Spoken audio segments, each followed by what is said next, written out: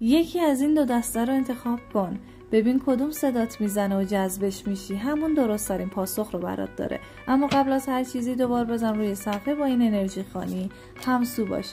اگه دک شماره 1 رو انتخاب کردی باید بهت بگم به زودی مسئله برات آشکار میشه. از شهودت، انرژی زنانت و حس ششمت در مسائل روزمرت و کارت و زندگیت بیشتر استفاده کن تا نتیجه بهتری بگیری. این روزها نیاز به خلوت و تنهایی داری. مراقبه و مدیتیشن انجام بده، پاسخها توی سکوت برات نمایان میشن. اگه دک شماره 2 رو انتخاب کردی باید بهت بگم به زودی نتیجه کار و تلاشت رو دریافت میکنی. یه موفقیت پولی و مالی خوب برای شما میبینم.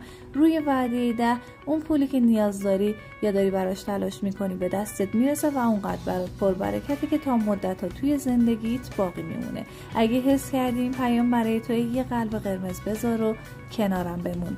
ممنون از حضورت.